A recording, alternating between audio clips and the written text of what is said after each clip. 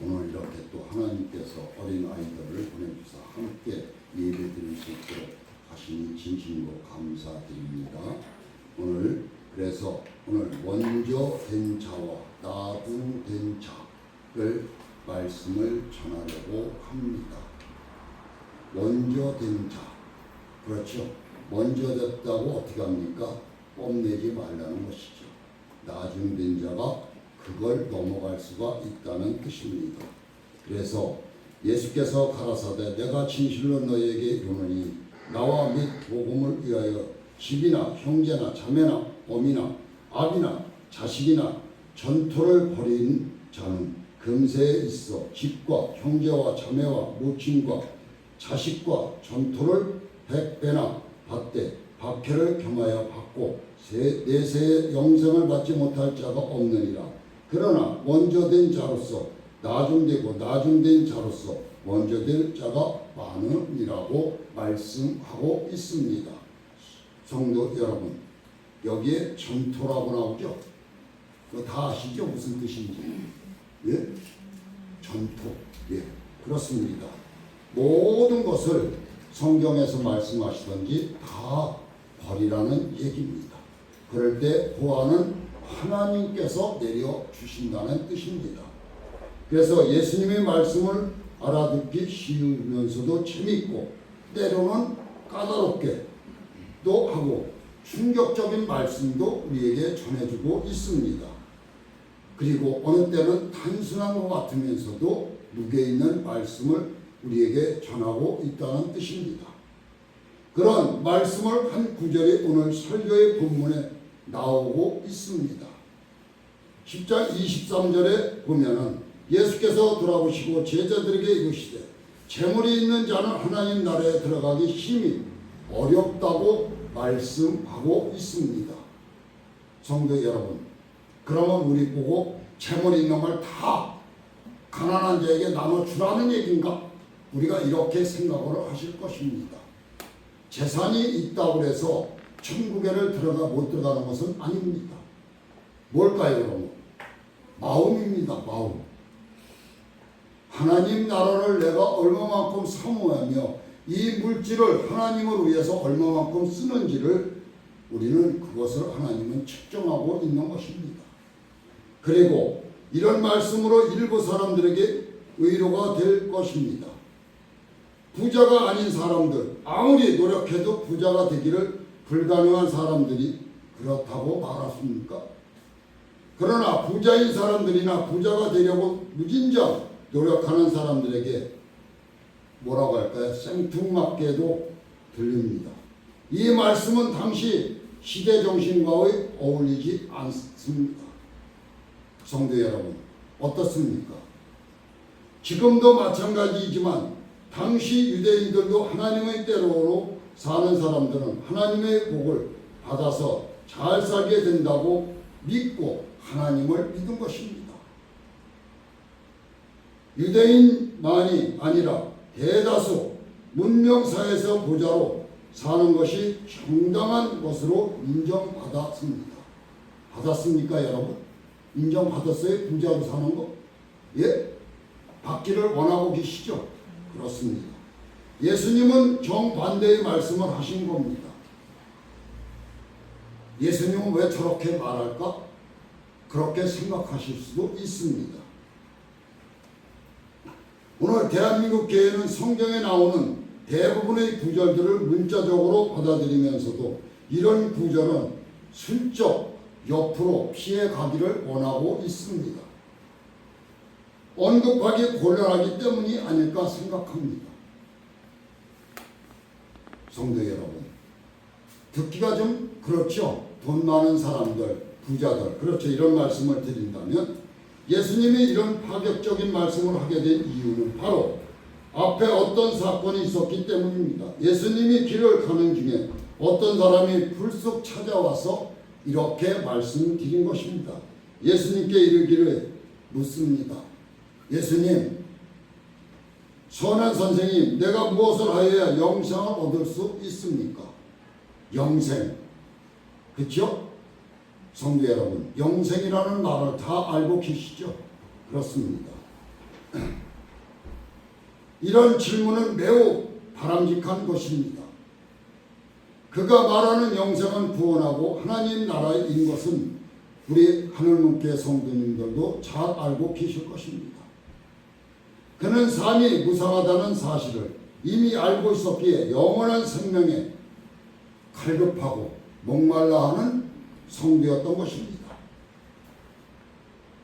본문에 예수님을 찾아온 사람은 구원 문제를 진지하게 대하는 사람이라는 것입니다. 예수님도 그를 좋게 여겼을 것입니다. 이야기의 뒷부분은 마가복음 10장 21절에서 예수님은 그를 보시고 사랑하셨다고 합니다. 성도 여러분, 말씀을 드리겠지만 이 사람은 모태 신앙입니다. 그런데 뭐가 많은 거예요? 예? 재물이 엄청 많은 겁니다. 그래서 재물을 포기와 예수를 따른 어떻습니까?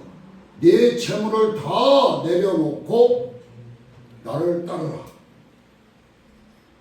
참 쉬운 일일까요? 어려운 일입니다. 성도 여러분, 우리 여기 권사님도 있고 우리 며칠 있으면 권사 임직을 받을 분도 계시고 집사님들도 계시고 우리 신지사님 같은 경우는 또 믿음이 오래됐습니다. 그런데 우리 권사님이나부터 목사가 너희 재산 모두 다 가난한 사람에게 팔아서 나눠주어라. 나를 따르라고 하면 뭐라고 할까요? 예? 뭐라고 하시겠습니까? 어떤 사람은 그러겠죠. 예? 내가 땀 흘려 버는 돈을 예? 저 가난한 사람에게 나눠주라. 참 힘든 얘기죠. 무지하게 힘든 겁니다. 왜? 물질 만능주의 시대이기 때문에 그렇습니다. 이 민주국가에는 뭐가 있어야 돼요? 물질이 있어야 되기 때문에 그렇습니다. 그래서 예수님은 영생을 구하는 이 사람에게 두 가지를 말씀하셨습니다. 성도 여러분, 우리 베드로를 불렀고, 그렇죠? 세 사람이 어땠습니까? 너희들은 나를 따르라 주님께서 말씀하셨을 때 이들은 그물, 배 모두 치고 팽개치고 주님을 따라갔습니다. 하나는 율법 준수입니다. 살인하지 말아라 라는 말, 그렇죠? 조항에 있습니까? 없습니까? 있죠? 십계명에 있습니다. 그렇죠? 우리 십계명에 나오는 조항들을 열거했습니다.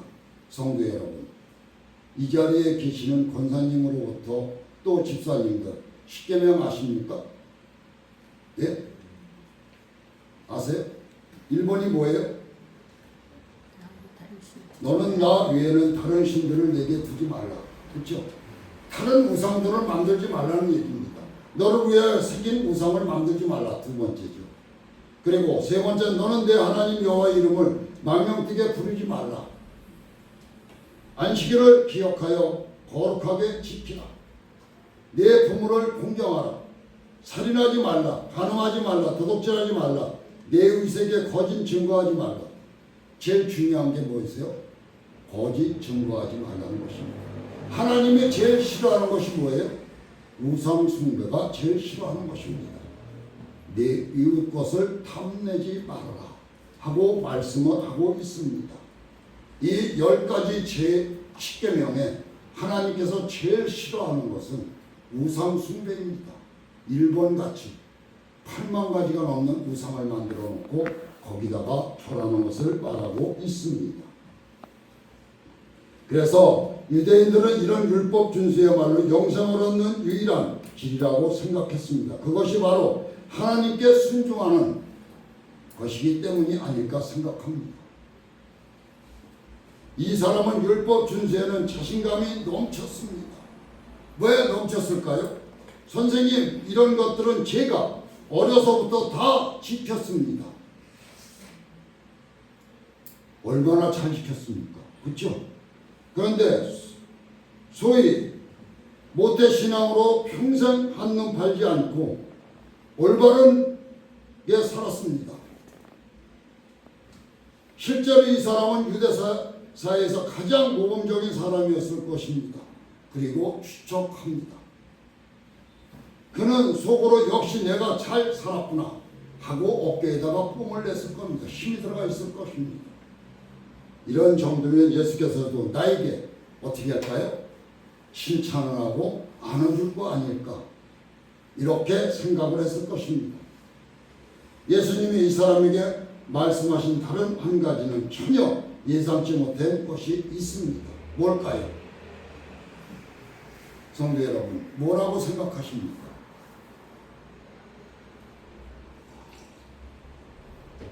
이 사람은 율법적으로 봤을 적에는 전혀 적이 없어요. 다 했습니다. 모태신앙은. 근데 가정 잘하기를 생각하고 있는 것을 부정하는 말씀을 하십니다. 마태복음 10장 21절에 이렇게 말하고 있습니다. 네가 아직도 한 가지 부족하거니 있으니 가서 네게 있는 것을 다 팔아 가난한 자들에게 주라. 그러면 하늘에서 보아 내게로 이르리라. 그리고 와서 나를 따르라. 하늘에서 보아가 내려온답니다. 다 팔아서 나눠주는 성도 여러분, 이것이 우리는 이해가 갈까요? 인간은? 우리 인간들은 뭐를 믿습니까? 네? 뭐를 믿습니까? 내 눈에 보이는 것을 믿습니다. 그렇죠? 맞습니까? 틀립니까? 맞습니다. 내 눈에 보이는 걸 믿는 거예요. 우리 인간은. 우리 하나님은 뭐예요? 영입니다. 영생. 그렇죠? 그렇습니다. 그래서 우리 인간들이 믿는다 하면서도 어때요? 하나님을 못 믿는 거예요. 왜 못 믿어요? 내가 체험한 적이 없으니까. 이렇게 되는 겁니다. 저는 체험을 했기 때문에 믿는 거고. 그렇죠? 그렇습니다. 성도 여러분, 체험하신 분들도 있습니다. 그리고 하나님 앞에 순종하는 분들이 많이 있습니다. 그래서 오늘 예수님께서 말씀하시는 거죠. 재물을 다 팔아서 가난한 자에게 나눠 주어라. 재산을 다 팔아서 가난한 사람에게 나눠주고 나를 따르라. 그러면 너에게 영생을 얻으리라. 보아가 내게 임할지니라고 하는 것입니다. 제가 과연 이 말씀을 문자 그대로 순종할 수 있을까요? 그렇게 할 수 있는 이유를 10가지는 더 될 수 있습니다. 전 재산을 처분한다라는 이 말씀은 세상에서 옥신각신 하면서 살아가는 사람들에게 설득력 있는 말씀 아닙니다. 여러분, 어떻습니까? 아주 간혹 이 말씀을 그대로 실천하는 사람들이 있긴 합니다. 세계 인구가 지금 한 80억 인구라고 합니다. 뭐 정확한 숫자는 모르겠습니다. 그러면 제가 예를 들어서 한 말씀 드려보려고 합니다. 대표적으로 아시시의 프란체스코 아십니까? 프란체스코 아세요? 체스코 아세요? 그는 요즘의 대기업 2세와 같습니다. 그러면 대기업의 2세하면 어떨까요? 엄청난 부자인 것입니다. 상속을 거부하고 뭐를 한 거예요? 타갈말 수도회를 설립했습니다. 프란체스코 수도에서는 청민이 가장 큰 미덕입니다. 모든 사람의 프란체스코처럼 살아갈 수는 없습니다 하고 말을 한 것입니다. 프란체스코이니까 대중적인 수도의 설립도 가능했을 것입니다. 보통 사람 같았으면 뭐가 될까요? 노숙자, 신세를 면하지 못했을 것입니다. 예수님이 노숙자가 되어야 한다는 뜻으로 이런 말씀을 하신 것은 물론 아니라는 것은 여러분들도 잘 알고 계실 것입니다. 세리와 죄인들과 잘 어울려서 먹고 마시며 지내던 예수님이 청빈과 무소유 자체를 절대적인 삶의 태도로 말하셨다는 겁니다. 성도 여러분, 여기서 핵심은 뭘까요? 재물에 중독되는 삶의 태도를 말씀드리고 있습니다. 이 사람은 재물이 많은 사람이라서 예수님의 말씀을 인하여 마음의 상처를 받고 근심하며 어떻게 했을까요? 돌아갔다고 말씀드리고 있습니다. 재물에 중독된 사람이라는 뜻입니다. 그가 돌아간 다음에 예수님은 앞에서 인용한 것처럼 23절에 부자는 하나님 나라에 들어가기가 진실로 어렵도다 하는 것입니다. 이것은 뭐예요? 천국에 가는 것이 힘들다는 얘기겠죠.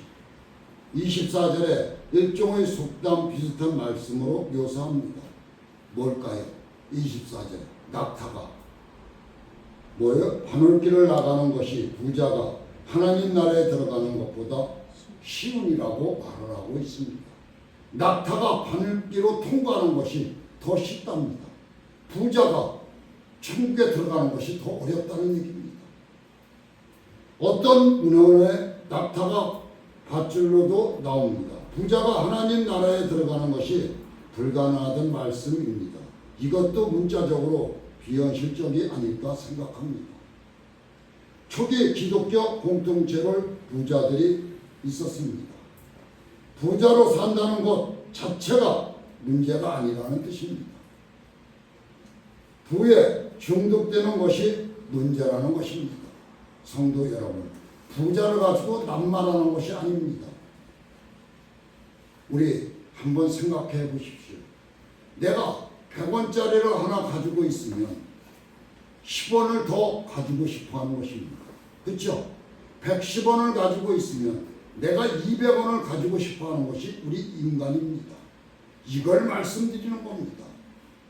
내가 만족하고 살 수 있는 그 마음이 내기에 있어야 된다는 뜻입니다.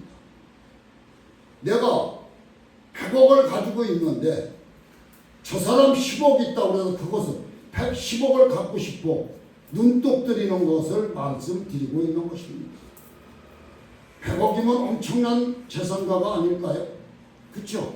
평생 내가 먹고 내 가족이 먹고 살아도 풍족하게 먹고 살 돈입니다. 우리 인간은 100억을 가지고 있으면서도 저 사람 10억을 뺏으려고 하는 것이 우리 인간 시대인 것입니다. 이걸 말씀드리고 있는 것입니다. 가장 바람직한 사회는 가난하거나 부자나 재물에 중독되지 않는 삶을 살아라는 뜻입니다. 내가 1억을 가지고 있으면 1억에 만족하며 하나님 앞에 기도하며 하나님 감사합니다. 나도 모르는 사이에 하나님은 그 물질에 10배를 채워주시기를 원하고 계십니다. 이걸 믿으시기 바랍니다. 그렇기 때문에도 그런 사회로 나갈 수 있도록 최선을 다하는 여러분들이 되시기 바랍니다. 물신 숭배로 인한 영혼의 파괴. 예수님이 부자의 재물 중독성을 극단적으로 경고한 이유는 재물이 우리의 삶의 발 자체를 어떻게 하는 것이요? 조금 불편하게 하거나 편리하게 하는 정도로 머무는 게 아니라 우리의 영혼을 지배하기 때문이라고 말씀을 드리고 있는 것입니다. 성도 여러분, 지금 당장 물질이 없으면 내가 죽을 것 같습니다. 내가 해보는 것도 못하고 떠는 것도 못하고, 그렇죠? 그렇지만 그렇지 않습니다. 다 우리는 하나님의 자녀로 다 살아갈 수 있게 만들어 놓았습니다. 그래서 우리의 영혼을 지배하기 때문에 우리는 누가 지배를 하고 있어요? 하나님께서 지배하신다고 믿으시기 바랍니다. 영혼을 의축시키고 더 나아가서 파멸시키는 것이 우리의 생각입니다. 이런 사태를 여러분은 매일 경험할 것입니다. 예를 들어 여기 열심히 살아가는 김 집사님이 있었습니다. 그는 상당한 돈을 얻다가 주식에다 투자를 했습니다. 아침에 눈을 뜨면 컴퓨터로 주식이 올랐느니까 매일 아침 그리고 저녁 때까지는 또 주식을 확인합니다. 올랐는가. 그리고 눈여겨봅니다. 모든 신경이 어디에? 이 주식에 꽂히게 됩니다. 아무것도 할 수가 없는 거예요. 여기에 꽂히다 보니. 그리고 주식이 조금 오르면 어떨까요? 기분이 좋아지고 내리면 나빠집니다. 박 집사는 부동산에 상당한 돈을 투자했습니다. 아파트 값이 빠르게 올라가면 거기에서 정신을 팔았습니다. 아파트 값이 내려가면 종합부동산에가 강화되자 박 집사는 부동산을 빨리 처리하려고 여기저기 알아보고 정신을 온통 거기에다 팔리게 되는 것입니다. 성도 여러분, 제가 왜 이 말씀을 드릴까요? 이렇게 물질에 집중하는 우리들, 어디에 집중하라는 것이에요? 믿음에 집중하라는 것입니다. 그래서 오 집사는 5명 알바를 드는 카페를 운영하고 있었습니다. 5명을 알바로 썼다는 얘기입니다. 인건비 전략에 온 신경을 곤두세울 수밖에 없습니다. 이런 예를 들기 시작하면 끝이 없다는 것입니다. 우리 생각이 거기에 꽂히면은 거기에서 벗어날 수가 없다는 것입니다. 큰 기업을 운영하는 사람은 또 그들 방식을 돈에 영혼을 쏟아 붓고 살아가지 않을 수 없게 되는 것입니다. 이렇게 우리 이 세상에 우리의 길을 막아주고 우리의 영적인 영혼들을 막고 있습니다. 나중에 죽어서 하나님 나라에 들어가지 못해도 여기서 일단 부자로 살고 싶다는 생각이 먼저가 되는 것입니다. 예수님이 말씀하시는 하나님 나라는 죽어가게 될 천당만을 가리키게 아닙니다. 그 나라는 이미 여기에 가까워 왔습니다 하는 말씀을 드리고 있는 것입니다.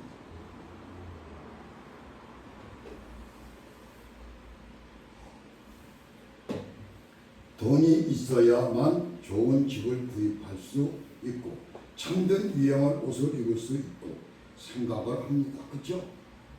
내가 먹고 마시는 거, 그렇죠? 남들보다 더 맛있는 거, 그렇죠? 그렇게 살기를 원하고 있는 것입니다. 무슨 일을 하든지 돈과 연관시키는 사람들, 우리 인간이 그렇습니다.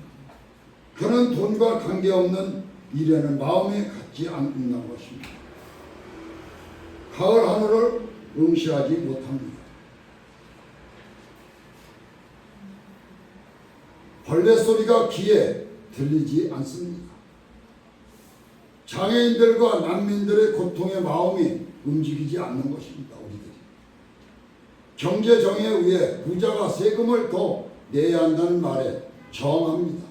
문학적으로 표현하면 이 좋은 계절이 시 한 줄 읽을 여유가 없고 결코 닥치게 될 죽음의 섬뜩함을 외면하는 것입니다. 성도 여러분, 우리는 인간이 태어나서 편안히 살기를 원하고 있습니다. 그렇죠? 그리고 좋게 가정과 화목하게 살기를 원하고 있습니다. 이런 모든 것을 이룰 수 있는 것은 나의 마음, 자신이 있어야 되는 것입니다. 그런데 우리 어떻습니까?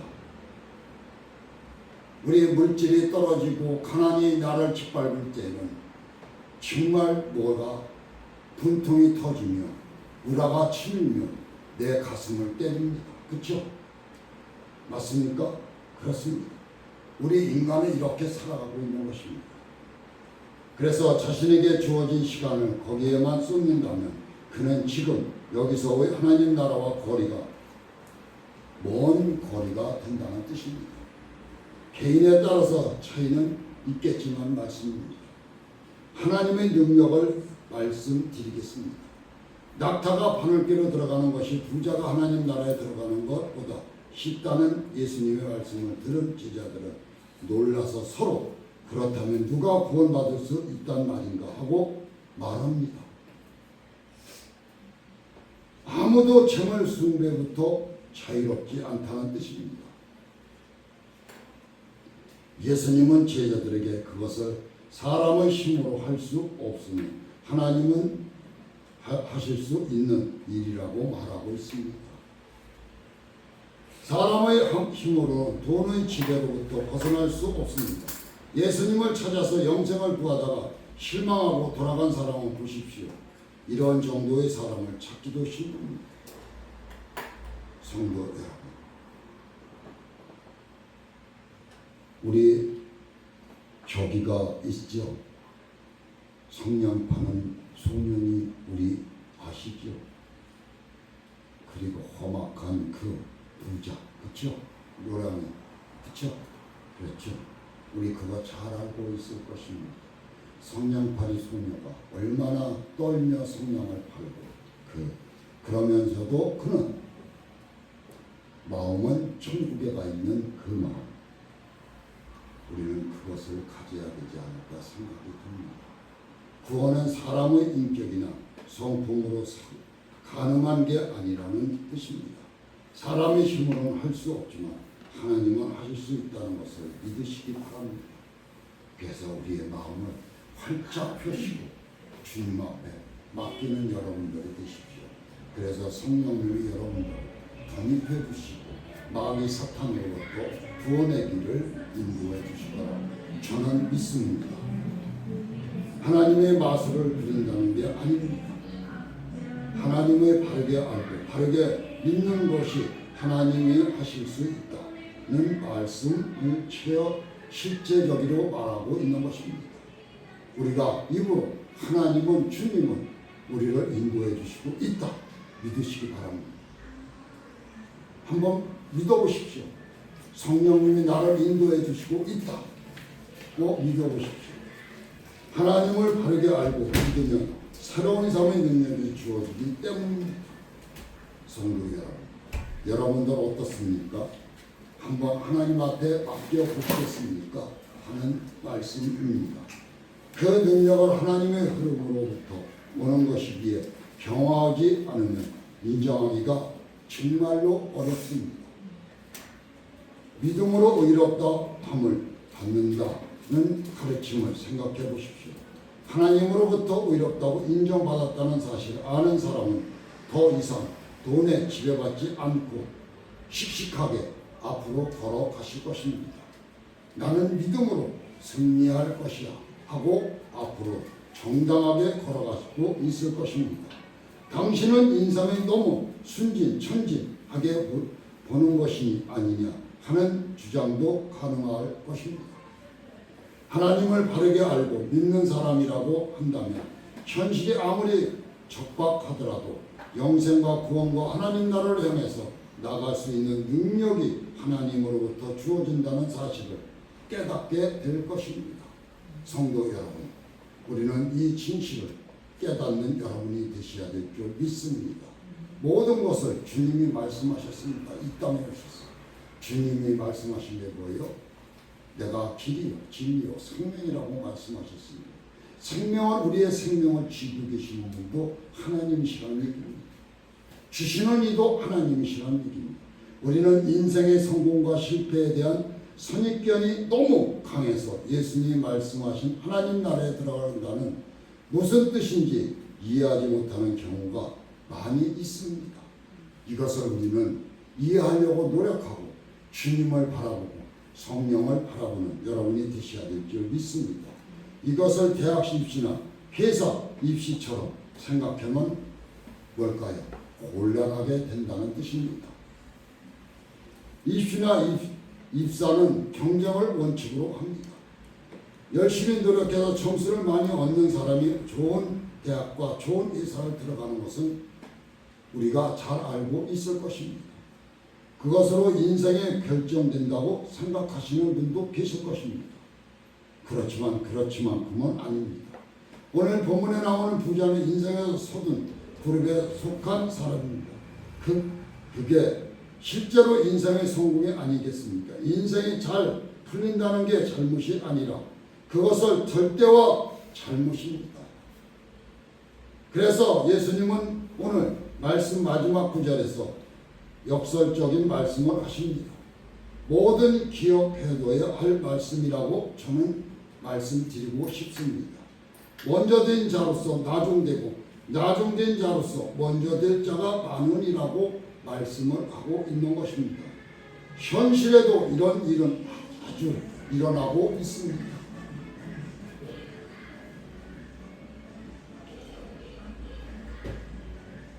우리 이 나라에도 이런 경우가 많이 있습니다. 솔직히 대통령이 되어가지고 기뻐하죠. 그런데 어떻습니까? 영창에 들어가서 정말 한 평도 안 되는 방에 한 평밖에 안 되는 방에서 있죠. 그렇습니다. 우리 국무총리나 대법원장이 되면 내가 높은 데 올라갔다고 뽐낼 것입니다. 그리고 뭘까요? 보석 같은 자리에 앉았다고 할 것입니다. 그렇지만 않지 않습니까? 그렇죠? 한번 생각을 해보시기 바랍니다. 여러분들 보장된 걸까요? 그게 대통령이 됐다고 해서 보장된 걸까요? 아닙니다. 부자라고 해서 3대가 못 간다고 하죠. 그렇습니다. 그래서 조용히 책을 보거나 산책을 하거나 꽃밭을 돌볼 여유가 있는 사람, 이것이 정말로 복받은 사람일 것입니다. 예수님의 말씀에 실망하고 떠난 부자가 착각하는 게 하나 또 있습니다. 그가 포기하기 어렵다고 생각한 재물은 결국 언젠가는 자신에게서 떠난다는 사실을 우리는 모르고 있는 것입니다. 그것을 붙들기 위해서 자신이 없으려고 했던 영생에 대한 관심도 포기했습니다. 거꾸로 사회적으로 인정받을 수 없는 위치에 있는 사람이 영생이 가리키는 세계로 돌아갈 수 있습니다. 복음을 복음으로 들 수 있기 때문입니다. 그런 사람이야말로 나중된 사람이지만 먼저 된 사람이 될 수 있다는 뜻입니다. 성도 여러분, 그래서 잠깐 제가 이런 말씀을 드려보려고 합니다. 토끼와 달팽이와 토끼와의 경주를 하면 누가 이길까요? 성도 여러분, 우리 머리 여기 크신 분들은 다 잘 알고 있을 것입니다. 우리 안예진, 토끼하고 달팽이하고 경주를 하면 누가 이길까요? 토끼가 이길까요? 그렇습니다. 우리 모두가 다 토끼가 이기는 걸로 알고 있습니다. 그렇죠? 그런데 이 토끼는 내가 얼마나 빠른지 하고 생각을 하며 저게 나를 이겨? 그리고는 교만을 갖습니다. 그리고는 어떻게 해요?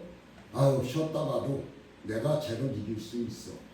그렇습니다. 그러다 보니 굴굴 잠을 자는 거지.